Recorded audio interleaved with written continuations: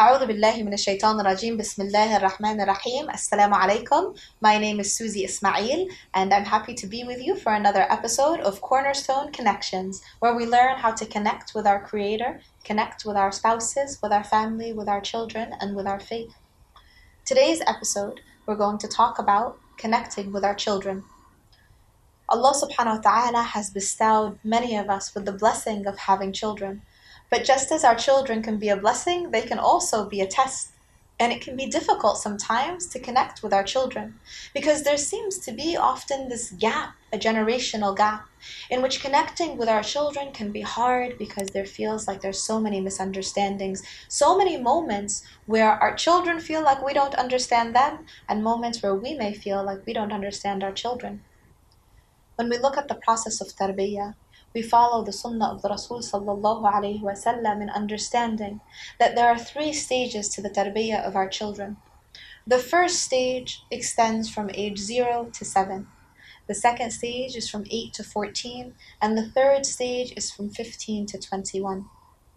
Now, in that first stage, age 0 to 7, we may think that the process of tarbiyah, that the raising of the child, doesn't begin until the child has obtained access to memory and language and actions. But that's not the case. The process of tarbiyah begins when the child is still in the womb.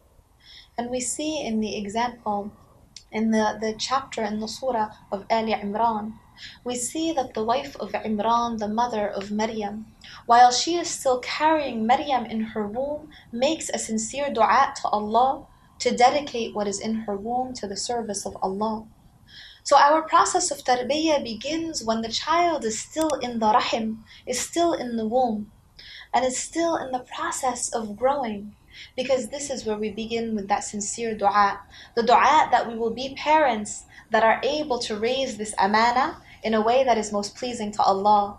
The dua that our children will be a blessing for us in this dunya and will be those that bring us closer to Allah subhanahu wa ta'ala. Now, during that first stage, age 0 to 7, this is the age where our children need a sense of security, where our children need to hear words of affirmation, where they need to feel that they are our world, because it is during that period of time that we are the world to our children. But that period of time passes very quickly, because as our children enter the next stage of 8 to 14, we see that this is the age of discipline. When our children need boundaries, where they need to hear the word no, because that is part of feeling a sense of security. But they also need the sense of attention, a sense of love that secures them to the home, a sense of understanding that you are there for them, that even as you give those boundaries, you are giving them from a place of love, not from a place of anger, not from a place of punishment. And as we extend into that last stage of tarbiyah, between the ages of 15 and 21, we see that our children are meant to be like viziers. This is the age where we have secured and cemented the relationship with our child. We have given them that love and those boundaries and that discipline. And so when our child in that age, at age 15 or 16, comes to us and says, I want to go to this party, I want to do this activity, rather than responding with an absolutely not, how could you, why would you? Our response instead should be to understand and to ask, why do you want to go to this party? What is it about this activity that draws you? What is it about your friends that makes you want to be with them?